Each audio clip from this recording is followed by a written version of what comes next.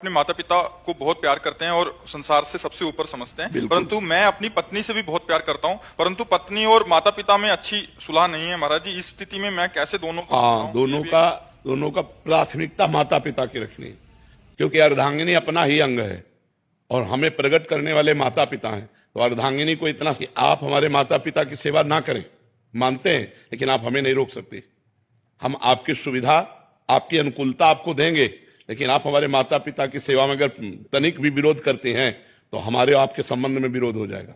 माता पिता का त्याग नहीं कर सकते, ये जरूर आप में होना चाहिए। अगर ये नहीं है तो जो अपने माता पिता का त्याग कर दे पत्नी के कहने पर, फिर क्या है? फिर धर्म में वीरता नहीं रही। ऐसा नहीं होना चाहिए। जो लड़की इस तरह की मतलब व्यवहार वाली हो कि आप हमसे प्यार करते हो, आप अपने माता पिता का त्याग कर दो, तो उससे कह देना चाहिए कि तैयार रहना, त्याग के लिए तैयार रहना। जिस दिन हमारे माता पिता की सेवा में व्यवधान उपस्थित कर दोगे, उसी दिन हमारे आपके बीच में संबंध विच्छेद हो जाएगा। और अगर आप हमारे माता पिता की सेवा करती हो तो हम आपको प्राणों से अधिक प्यार करेंगे, नहीं करती हो तो आपको अधिकार देंगे, लेकिन आप हमारे को सेवा में जाने से नहीं रोक सकती हो। इतना जरूर रहना चाहिए। माता पिता भगवान का स्वरूप है और पुत्र का पूरा अधिकार है माता पिता की सेवा करने का। तो ध्यान रखना, अवश्य में भोक्तव्यम कृतम कर्म शुभाशुभम। जो जैसे कर्म करेगा वैसा फल देगा भगवान, भोगना पड़ेगा, इसलिए बहुत सावधान।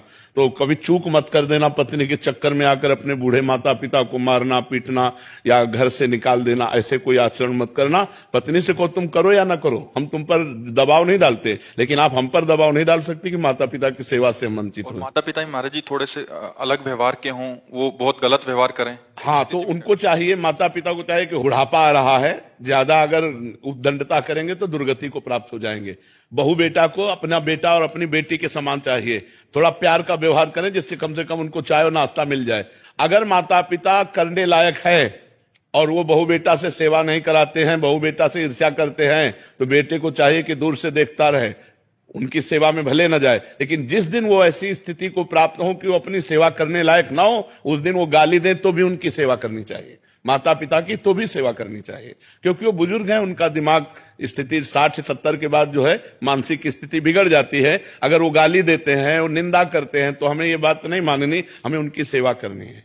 और अगर वो स्वस्थ हैं, अपने आप सेवा कर लेते हैं, खा पी रहे हैं, तो दूर से देखता रहे, खा पी रहे, आनंद से है, कोई बात नहीं। अगर 2-3 बेटा है महाराज जी, हाँ, तो उनमें से सब बेटाओं को चाहिए कि अपने माता पिता की सेवा के लिए अगर हिस्सेदारी ले लें, तीनों क्रम बाई क्रम सेवा करें। अगर तीनों में से ना करे तो एक तो तैयार हो जाए। यार, बूढ़े माता पिता खवाने से क्या कमी होती है?